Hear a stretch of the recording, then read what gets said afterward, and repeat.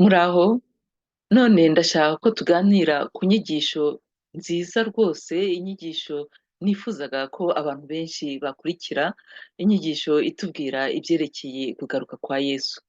Iyi nyigisho rero igabanyijemo ibice bibiri, igice cya mbere kirimo ibintu bitatu, A iravuga ukuntu Yesu ategereje yihanganye ukugaruka kwe, hanyuma B iravuga ukuntu Bibiliya ivuga ukugaruka kwa Yesu, hanyuma se iravuga ukuntu Yesu azagaruka tumureba amaso ku yandi. Igice cya kabiri nacyo kirimo ibintu bibiri, ubwo icyo kiravuga ukuntu dufite icyizere, mbese harimo A iravuga icyizere dufite cy'uko Yesu azagaruka, hanyuma B iri kuvuga ukuntu Yesu azagaruka, hari ibimenyetso byerekana ko Yesu agiye kugaruka. Ubwo rero ibi byose nabishyize hamwe, kandi ubwo turaza kureba ibimenyetso, turaza kureba muri Bibiliya hari za verse biblique ziradufasha kureba ibi bintu tubisoma muri Bibiliya, mbese turebe aho duhagararira, kuko Bibiliya niyo iradufasha, umwuka wera adufashe gusobanukirwa. Reka rero basabe, reka ducishe bugufi, ubundi dusenge dusabe Imana kutuyobora ubwo tugiye gukurikira iyi mesaje idasanzwe. Imana yacu turagushimye akanya nk'aka tubonye, turashimye mwami ko ijambo ryawe rigiye kutwigisha ibintu umuntu wese yashatse kumva. Mana, ibintu bikomeye cyane ko Yesu ari hafi yo kuza. Turashimye rero ko iri jambo ari ijambo buri wese ashaka kumva, ko kandi udufungura amatwi. Mana, igira ubuntu, turasabye mwuka wera ngo uze utuganirize. Ndasabye mwami, nanjye ibivugwa byose uze ubishyiremo imbaraga zawe, maze wowe ugushaka kwawe ariko kumvwa, kandi bimirizwe hejuru, kandi uhabwe icyubahiro, kuko twese turi abawe kandi turashaka kuzaza iwawe mu ijuru. Ngaho rero umwuka wera, ngwino utuyobore, ngwino utwereke icyo tugomba kumva, kandi byose bijye mu bitekerezo, tubyumve tubisobanukirwe, kandi nawe ubihererwe mu cyubahiro. Nsabye nkomeje mu izina ry'uhoraho Imana yacu Yesu Kristo. Haleluya, amen. Nk'uko nababwiye rero, igice cya mbere A iri kutubwira ukuntu Yesu ategereje yihanganye kugaruka kwe. Ubwo rero turakoresha ijambo riri muri Bibiliya. Reka turebe igitabo kitubwira icyerekeye ko Yesu ategereje yihanganye.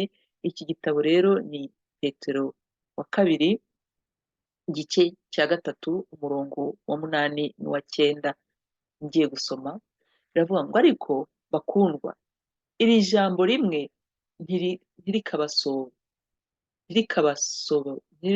ntirikabasobe, yuko ku mwami Imana umunsi umwe ari nk'imyaka igihumbi, n'imyaka igihumbi ari nk'umunsi umwe. Umwami Imana ntitinza isezerano ryayo nk'uko bamwe batekereza yuko iritinza, ahubwo itwihanganira, idashaka ko hagira n'umwe urimbuka, ahubwo ishaka ko bose bihangana.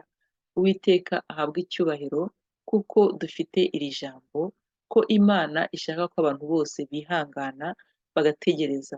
Abavandimwe hano barasenga bababaye, muri iki gitabo nyine turi gusoma hano muri Petero wa kabiri, bababaye, bahuye n'ibigeragezo bikomeye, batari ku Imana kitari gusubiza. Imana yumvaga amasengesho y'aba bantu turi kuvuga nyine mu gitabo cya Petero, intumwa bari mu gitabo cya Petero wa kabiri igice cya gatatu, barasenze baraboroga, Imana yarabyumvaga, hanyuma bo bakifuza ko icyo bavuze kiba uko bagishaka. Ariko Imana tujye twumva ko Imana ni Imana. Imana ifite igihe cyayo, Imana ikorera igihe cyayo, kandi iyo ikoze rwose irasubiza kandi itanga n'ibyo ibirenze n'ibyo twifuzaga. Ubwo rero hano tugomba kwibuka ko Imana rwose yatumye Yesu ataza. Yesu ntaragaruka, Yesu ari hafi yo kugaruka, ariko icyo tuzi ni uko ategereje ko abantu bose, ntabwo ashaka kuza ngo atware igice, arashaka kuza ngo atware abantu benshi benshi cyane, ntabwo ashaka kuza ngo asange hari abataricuza, hari abatarakira agakiza se, hari bakiri mu rujijo, ahubwo turakomeza tureba ukuntu Imana idukunda cyane. Aha ngaha rero Yesu ategereje yihanganye kugaruka kwe. Ubwo rero reka tujye kuri B. B iri kutubwira ukuntu Yesu azagaruka kandi ko ijambo ry'Imana riri kubitubwira. Reka turebe amagambo ari muri Bibiliya avuga ibyerekeye ko Yesu azagaruka. Ubwo rero Bibiliya hano iri kutubwira mu gitabo cy'Abatesalonika ba mbere, igice cya 4, imirongo ya 16 kugera kuri 17. Ngiye gusoma Abatesalonika ba mbere igice cya 4, imirongo ya 16, 17 biravuga ngo, kuko umwami ubwe azaza amanutse ava mu ijuru, arangurure ijwi rirenga, hamwe n'ijwi rya marayika ukomeye n'impanda y'Imana. Nuko abapfiriye muri Kristo nibo bazabanza kuzuka, maze natwe abazaba bakiriho basigaye duhereko tujyananwe nabo, tuzamuke mu bicu gusanganira umwami mu kirere. Nuko rero tuzabana n'umwami iteka ryose. Haleluya! Mbega amagambo meza! Aha ngaha rwose umva ko bivuga iki? Donc ari kutubwira ukuntu azagaruka maze azarangurura ijwi, Bibiliya iri kubyivugira, rirenga, hamwe n'ijwi rya marayika ukomeye n'impanda y'Imana. Uyu marayika rero ari kuvuga hano ni marayika dusoma mu gitabo cya Yuda igice cya mbere, verse umurongo wa 9. Uyu marayika ukomeye azaza avuze impanda, avuze impanda y'Imana. Kizakurikira umva ukuntu biteye ubwuzu rwose, ari byiza ngo abapfiriye muri Kristo nibo bazabanza kuzuka, maze natwe abazaba bakiriho basigaye duhereko tujyanwe nabo, tuzamuke mu bicu gusanganira umwami mu kirere. Nuko rero tuzabana n'umwami iteka ryose. Imana ishimwe! Mbega amagambo aryoshye, amagambo buri wese yagombye kumva, akumva arimwe agatima, kuko Yesu azagaruka. Yesu azaza rwose, biragaragara ko azagaruka, kandi nagaruka azaza gutwara abe. Icyo nasaba abavandimwe ni uko twitegura. Ndibuka hari umuvandimwe inshuti yacu wavuye mu mubiri, Imana yajyanye, mbese yitabye Imana, akitaba Imana bien sûr twarababaye, ariko icyo twari tuzi ni uko agiye ahantu heza.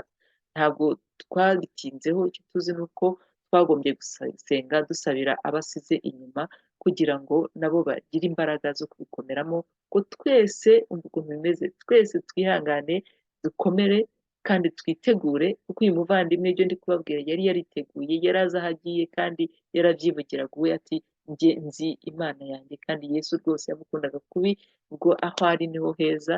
Twe rero reka twitegure, dutegereze igihe Yesu azazira. Ashobora kuza none, ashobora kuza iri joro, ashobora kuza ejo, igihe cyose azazira asange twiteguye. Icyo twakora ni ugusoma ijambo ry'Imana tugasobanukirwa, maze igihe nikigera rwose azaze atujyana, duhure n'abacu bavuye mu mubiri, ba bandi twavuze badusize dukumbuye, maze tugende duhure nabo, tuzajye aho Imana yaduteganyirije, tubane rwose nta kibazo, twishimiye hamwe mu Mana yacu, kandi rwose kubera ko tugomba gukora umurimo, maze Imana ikatwishimira, nigaruka izatujyane nta kidutega. Imana ishimwe rero, ijambo nk'iri ngiri ridutera imbaraga.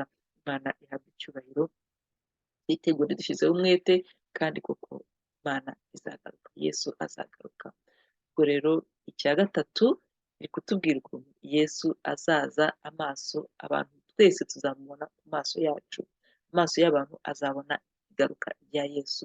Ubwo rero reka tujye muri Bibiliya turebe imirongo itubwira ukuntu Yesu azagaruka, kandi ko tuzamubona n'amaso yacu. Aha ngaha ndareba mu gitabo cy'ibyahishuwe umurongo wa mbere, igice cya mbere umurongo wa karindwi ngiye gusoma.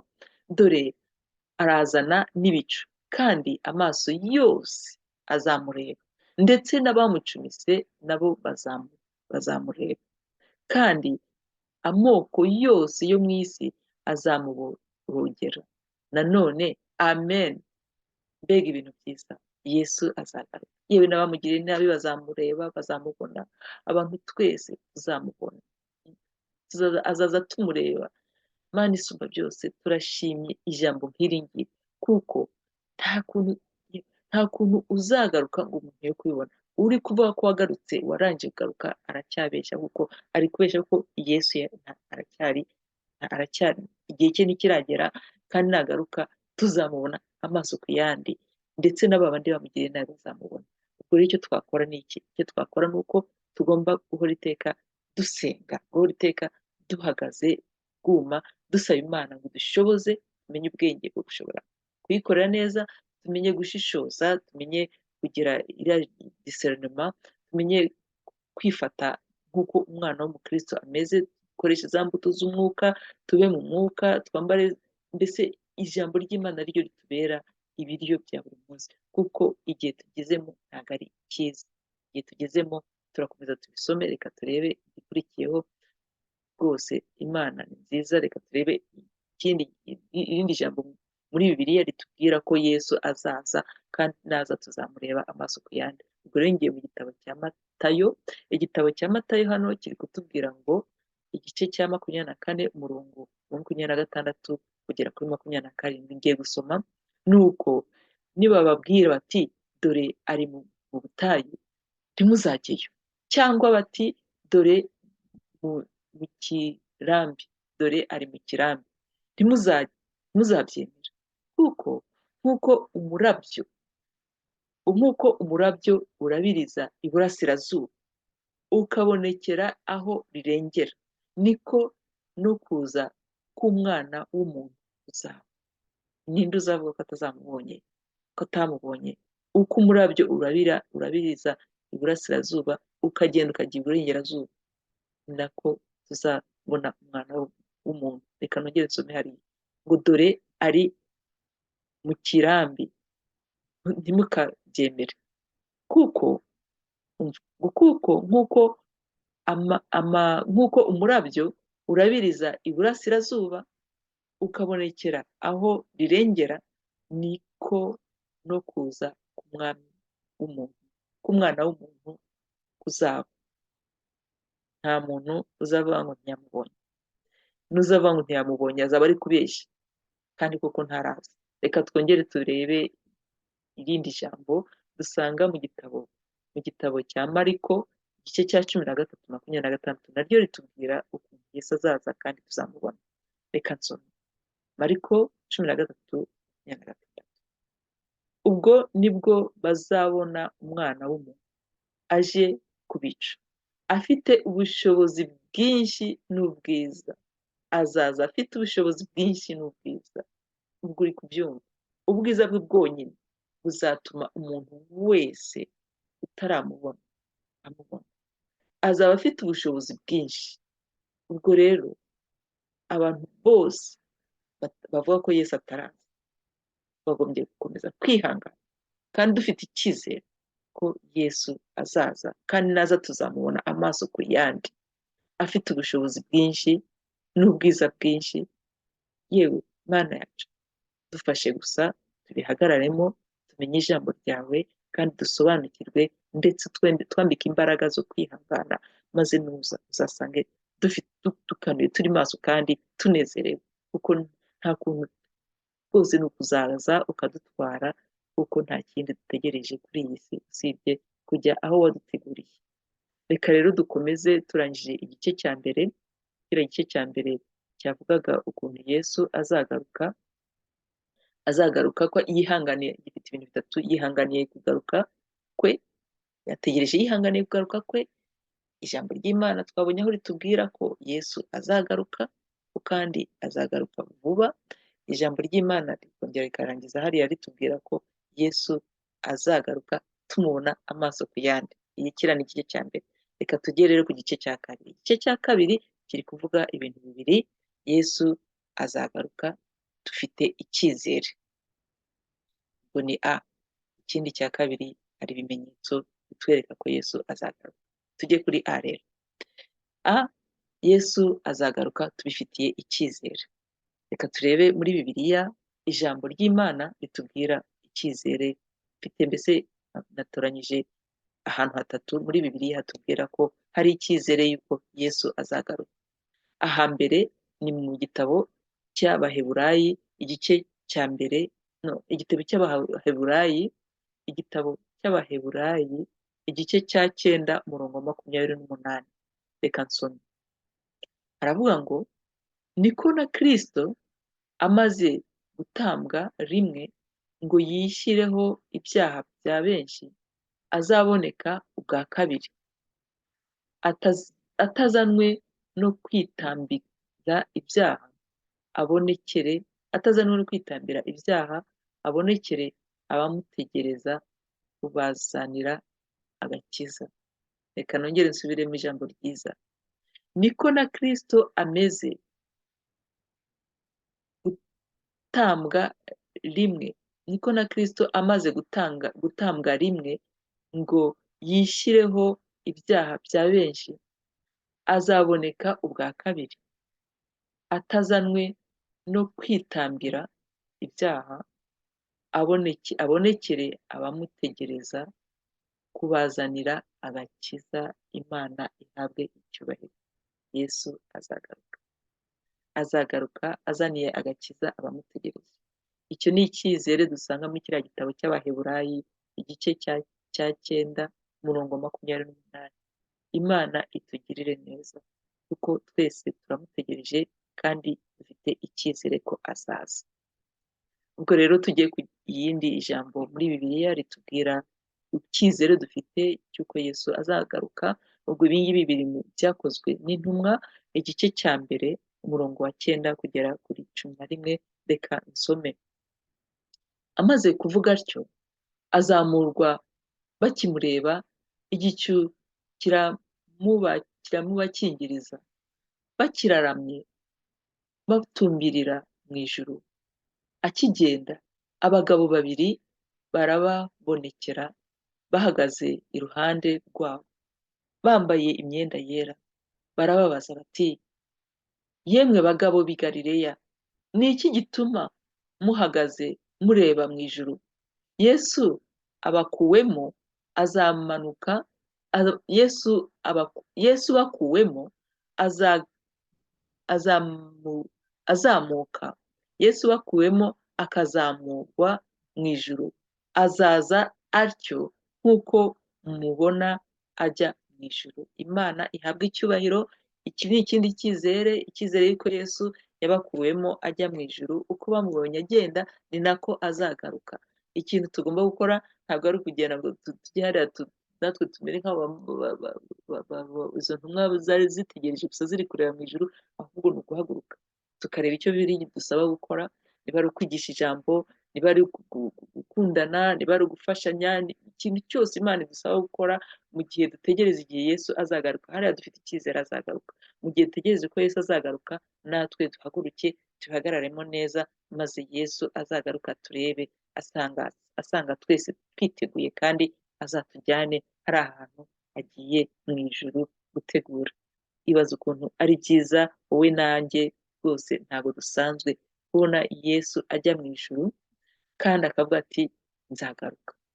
Uko yagiye, uko ziriya ntumwa zamubonye, ngo ni nako azagaruka. Icyo ni icyizere kidasanzwe kuko tuzamubona amaso ku yandi kandi azagaruka aje gutwara wowe nanjye. Imana ihabwe icyubahiro. Ikindi cyizere tugisanga mu gitabo cya Yohani, igice cya 14 mirongo 2. Yohani igice cya 14 2 kugera kuri 3. Ubwo rero reka nsome. Mu rugo rwa data harimo amazu menshi. Iyaba adahari mba mbabwiye, kuko ngiye kubategurira ahanyu. Kandi ubwo ngiye kubategurira ahanyu, nzagaruka mbajyane iwanjye, ngo aho ndi namwe muzabeyo. Haleluya, Imana ihabwe icyubahiro. Iki cyizere, Yesu ati ndagiye, hari kwa data hari umwanya, ngiye kubategurira aho ngiye, aho ngiye namwe muzaze, nzaza mbatware mujye aho nanjye ndi, kuko ngiye kuhategura. Ubwo urumva ukuntu bidasanzwe, wowe nanjye Imana iradukunda, twese twihaye Imana iradukunda. Yesu rwose uhimbazwe kuko wagiye mu ijuru uti ngiye kububakira, ngiye kubategurira aho nzabajyana. Ubwo rero reka twitegure, twitegure kuko Yesu azagaruka, azagaruka tujyane maze tubane nawe ubuziraherezo. Reka dufatane urunana bavandimwe, reka tubihagararemo neza, umwuka wera dushoboze, dufate iyi bibiliya maze dusabe imbaraga, duhagararemo neza, tubeho uko Imana idushaka, twigishe ijambo, dukore umurimo w'abakristo, maze Imana ibihererwemo icyubahiro, kuko nagaruka, Yesu nagaruka ntabwo tuzasigara. Haleluya, Imana ishimwe kandi ihabwe icyubahiro. Ubwo rero ndangije ya a ivuga icyizere yuko Yesu azagaruka, twabonye mu Baheburayi 9, Abaheburayi 9 igice cya 9 umurongo wa 28, tukaba twabibonye mu ibyakozwe n'intumwa igice cya mbere umurongo wa 9 kugera kuri 11, tukaba twongeye kubibona mu gitabo cya Yohani igice cya 14 umurongo wa 2 kugera kwa 3.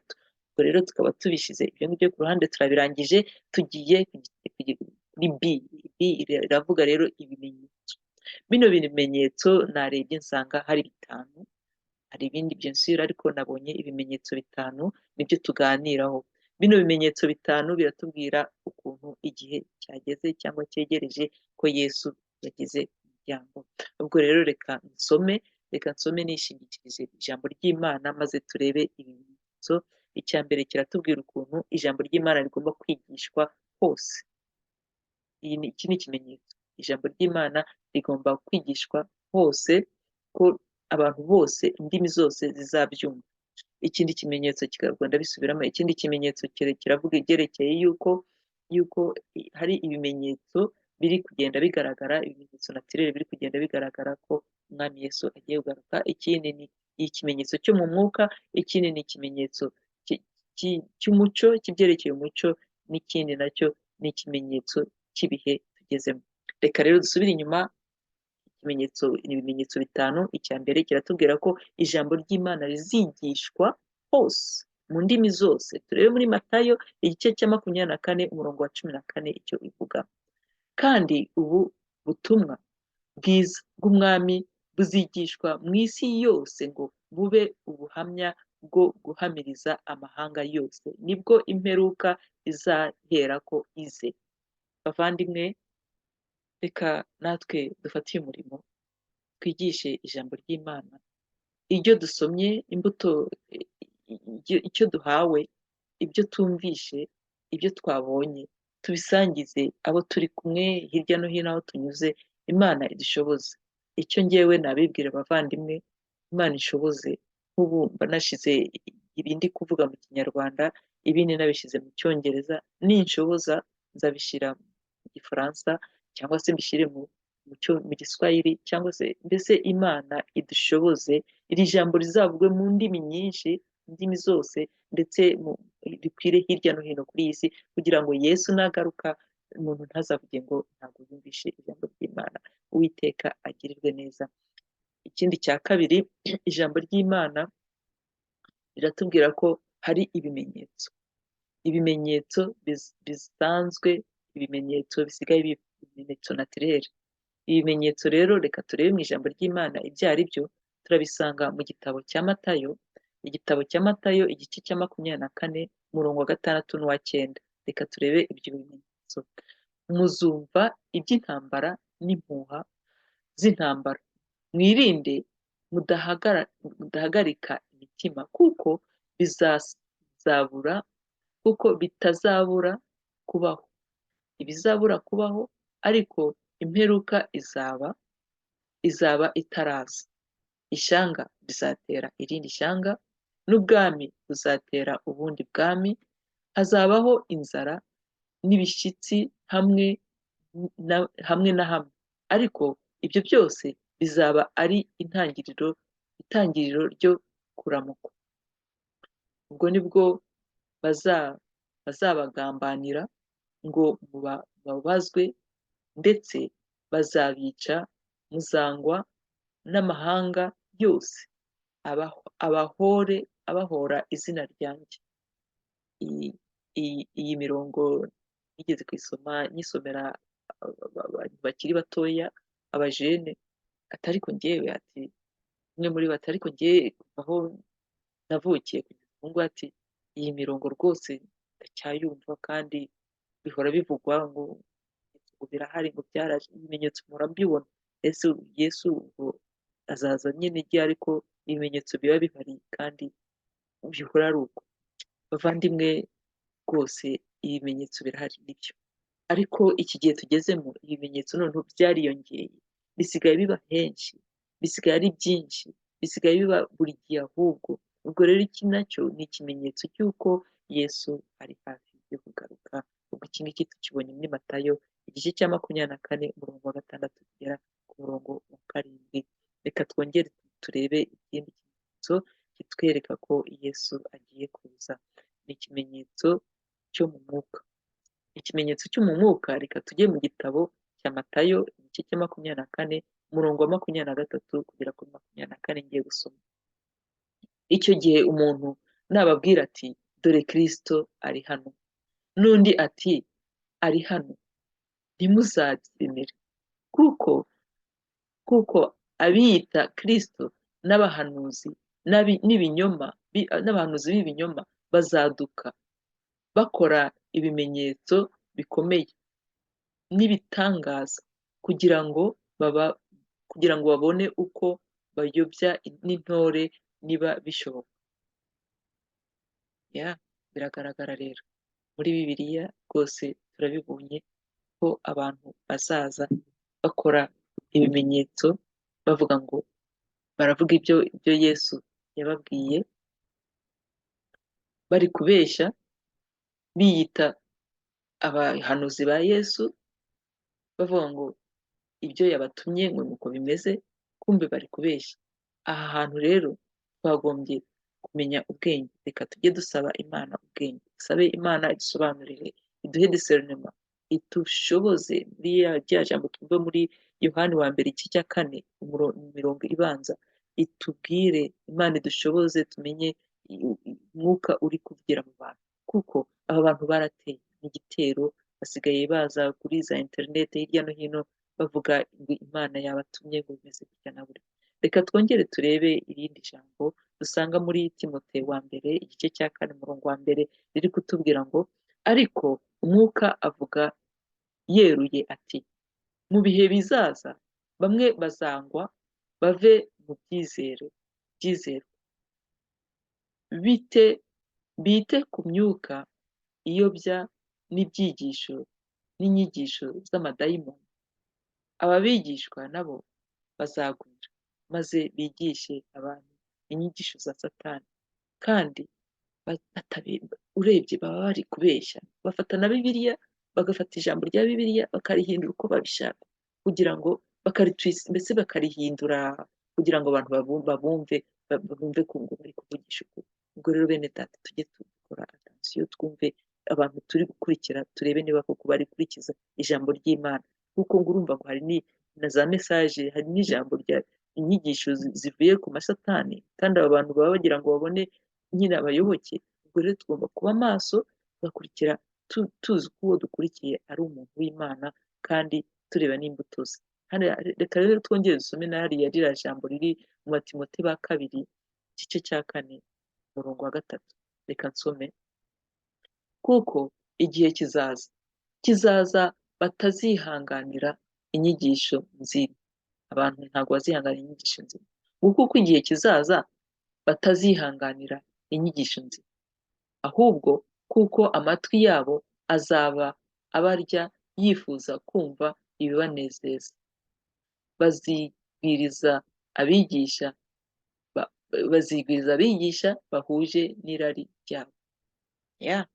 Donc muri iyi minsi urebye abantu benshi basigaye bagenda bafata Bibiliya bakigisha utuntu gusa turebana n'ibyo abantu bashaka, izigisha ibintu byo kugira prosperite, byo kugira ubukungu, ibintu byo kugira imbaraga se mu mwuka ntazi ibyo ari byo, ugasanga ijambo ry'Imana barifashe barihindura uko abantu bashaka kumva, maze umuntu nawe akaryoherwa nyine, kumbe abo bantu barashaka ngo babone abayoboke, ubundi babumvishe ibyo bashaka kumva, ubundi rya jambo ribabwira ati mwicuze, ijambo ribabwira ati mukore ibi, ijambo ribereka ati iminsi ni mibi, ijambo ribereka ati mujye mubaho nk'uko Imana ibashaka, Mana ugasanga abantu nk'abo ngabo ntabwo bavuga ijambo mesaje ifasha umwana w'Imana, ahubwo baravuga mesaje zibafasha kuyoba, bakiyumvira utuntu tworoheje, ntibamenye ko Imana iri gushaka ko abantu bamenya ijambo ryayo, ko Imana iri gushaka ko abantu bayikurikira, Imana iri gushaka ko bahaguruka, ntibajye byo kujenjeka bumva ibintu by'abantu bari kuyobya, ahubwo bakurikira Imana, bayumve ijambo ryabo kandi nabo barishakiremo, bashakishe mu ijambo ry'Imana bamenye aho bahagarara, aho kugira ngo umuntu akurikire gusa ibyo umuntu amubwira, ahubwo bafate Bibiliya basome nabo bumve icyo ijambo ry'Imana ribabwira, Umwuka Wera ubayobore. Reka rero muvandimwe tumenye ko igihe tugezemo ari kibi, kibi rwose, ko yewe ibimenyetso byo mu mwuka nabyo bisigaye birarenze, ku murongo hariya kuri interinete ibintu biri, yewe bavandimwe reka tube maso, reka dusabe Imana idushoboze, itwumvishe ko duhagararanye nayo, mbese idufashe tugire discernment, tujye tumenye imyuka turi kugendamo, kandi idushoboze rwose nigaruka, Yesu nagaruka azatujyane. Ubwo rero mvuye kuri nimero ya gatatu ngiye kuri nimero ya kane, iyi ngiyi iratubwira ibimenyetso by'umuco n'imyifatire y'abantu. Ibimenyetso by'umuco nabyo turebye muri iyi minsi karabaye, abantu ntabwo bakiri bazima. Reka turebe Bibiliya icyo itubwira, tugiye mu gitabo cya Timoteyo wa kabiri igice cya gatatu umurongo wa mbere kugera ku kabiri, reka dusome. Umenye yuko mu minsi y'imperuka hazaza ibihe birushya, kuko abantu bazaba bakunda impiya, bakunda impiya, biratira, bibona, batukana, batumvira ababyeyi babo, batumvira ababyeyi babo, indashima, batari abera. Abantu ukurikije iri jambo rwose rirabyivugira, abantu ntabwo bacyumva, abantu ntibacyemera Imana, abantu ntibanashaka kumva n'ijambo ry'Imana, abantu basigaye bikunda, abantu basigaye bakora ibintu bishakiye, abantu basigaye cyane, uzareba abana ntabwo bacyumva ababyeyi, umubyeyi ntakivuga ngo abana batege amatwi, ahubwo bikorera ibyo bashaka. Abantu basigaye bikorera amategeko adahuje no gushaka kw'Imana, usanga abantu barabaye babi, Imana isumba byose, ibintu byarakomeye, abantu bagize imitima mibi, abantu basigaye bikorera ibyo bashaka, bisigaye bimeze mbese nko muri cya gihe cya Nowa, dusoma mu gitabo cya Matayo 24. Reka dusabe Imana rwose idushoboze muri iki gihe, ntituzatumere gutya, ahubwo dushoboze tugume ku mavi dusenge, ntihagire n'umwe muri twe gukurikira uriya murongo, n'abacu bose tubasabire ntibajye muri biriya bintu tumaze gusoma. Reka turebe irindi jambo dusoma mu gitabo cy'Itangiriro, kitwereka ko ibintu bya kamere n'umuco neza byarayobye, nta kintu gihagaze neza. Turasoma mu gitabo cy'Itangiriro igice cya mbere umurongo 27, reka nsome. Kiriya gice kiratubwira ngo Imana irema umuntu ngo agire ishusho yayo, afite ishusho y'Imana niko yamuremye, umugabo n'umugore niko yabaremye.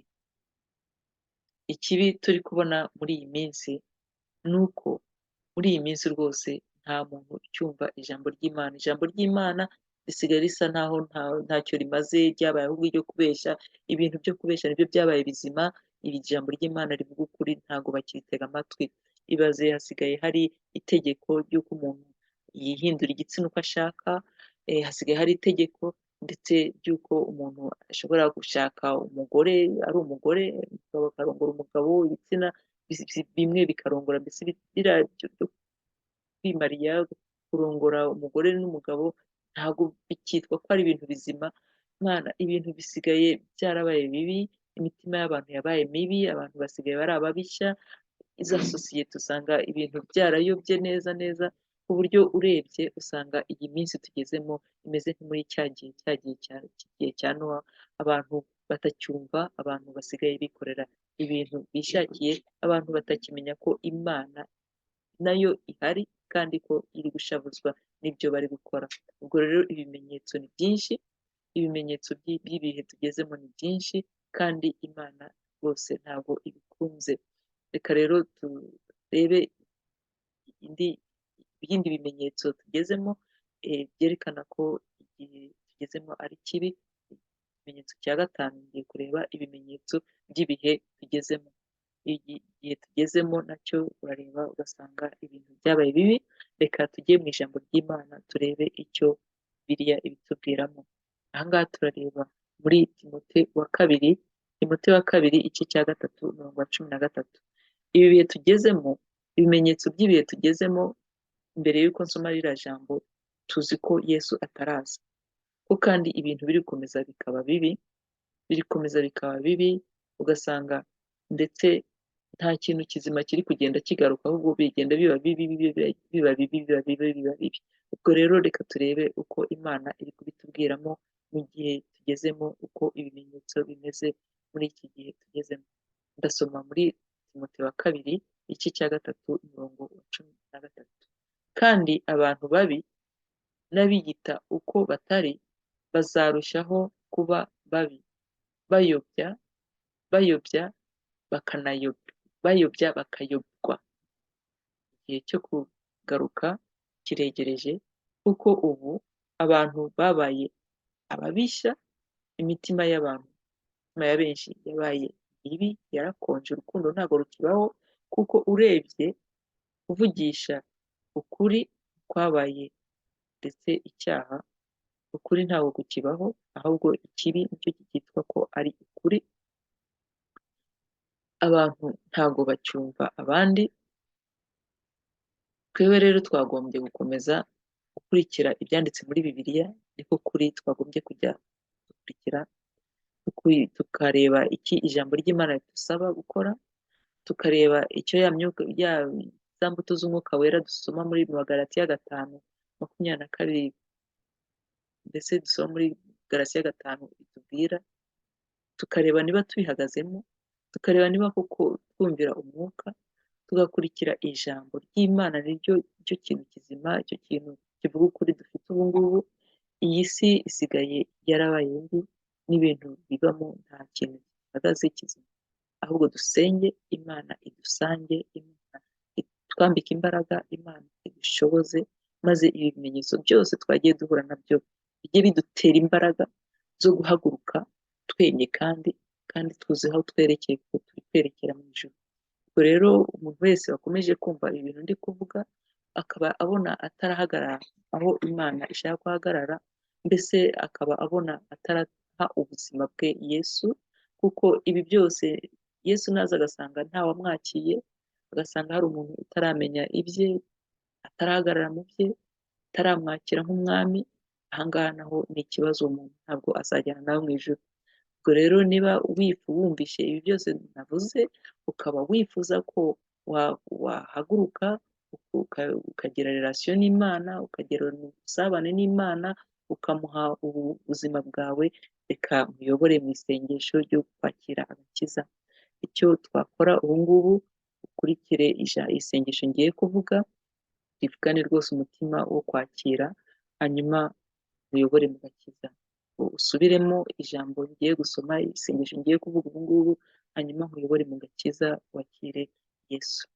Reka dusenge. Mwami Yesu, ndabizi ndi umunyabyaha, rwose mbabarira ibyaha byose nakoze, umpe kukwakirana umutima mwiza, kandi umpe imbaraga zo kuguma ndi umwana wawe, gukurikire kandi ukorere, kandi uwawe unyambike imbaraga zawe. Ndabizi rwose wapfuye ku musaraba, warapfuye urazuka, none Mana ndasabye ngo umpe agakiza kawe, ndashaka kuba uwawe, ndashaka kugukurikira, kandi umfashe mbihagararamo neza. ndasabye kandi nizeye kubwa Yesu Kristo Imana yacu, amen. Ubwo rero muvandimwe, niba wasubiyemo aya magambo kandi ubikuye ku mutima, reka mbe uwa mbere kugushima kandi nguha ikaze mu muryango w'abana b'Imana. Icyo nakwisabira ni uko washaka Bibiliya niba utayifite ukajya usoma ijambo ry'Imana, ubundi gushaka ahantu hari abantu basenga ukuri, hari iteraniro ry'abana b'Imana, abantu basenga Imana, abantu bakunda Imana, ukajya ubana nabo mukigishana, mukagendana, mbese ahantu hari itorero, isabane ry'abantu b'Imana, nabo bakagufasha urugendo ugezemo. Ubwo rero ni byiza, Imana ihabwe icyubahiro kuko nawe ugiye mu mubare w'abana b'Imana bo mu ijuru, abamarayika bari kuvuza ingoma, natwe turanezerewe kubona nawe ufashe urugendo uza aho Imana iri gukeneye. Imana ihabwe icyubahiro. Ubwo rero igisigaye reka ndangize iyi mesaje, ngiye kuyirangiza nsoma ijambo dusanga mu gitabo cy'ibyakozwe n'igitabo cy'ibyahishuwe, igice cya nyuma, igice cya 22, umurongo wa 20, kiri kutubwira ngo hamya uwo uvuga, hamya ibyo uvuga ati, hamya ibyo avuga ati, ye ndaza vuba, amen, ngwino mwami Yesu, amen. Imana ishimwe, Imana ishimwe rwose. Reka nongere nsubiramo, hamya ibyo avuga ati, ye ndaza vuba, amen, ngwino mwami Yesu. Reka dusenge rero. Imana isumba byose, turagushimye kubw'iri jambo, turagushimye rwose Mwuka Wera, urakomeza kudusobanurira tukamenya icyo washatse kutubwira, ko kandi akanya nk'aka ukomeza kutwiyegereza, ukaduha gushishoza, ukaduha discernment, ukaduha n'ubwenge bwo kubihagararamo neza, kuko koko iminsi yagiye. Turashaka ko natwe Umwami Yesu aza akatujyana aho yaduteganyirije, kandi tukabana ubuziraherezo mu ijuru. Shimwa Mana isumba byose, shimwa rwose kubw'ijambo tumaze kumva, ukomeze duhe kurimenya no kurisobanukirwa, duhe n'imbaraga zo kuribwira n'abandi. Habwa icyubahiro ko rwose tugize abawe kandi turi abawe, tugufite tunezerewe kandi rwose twishimye aho tugejeje aha ngaha. Shimwa rero kandi usingizwe, uhabwe icyubahiro, tubisabye twizeye mu izina ry'Uhoraho Imana yacu Yesu Kristo. Haleluya.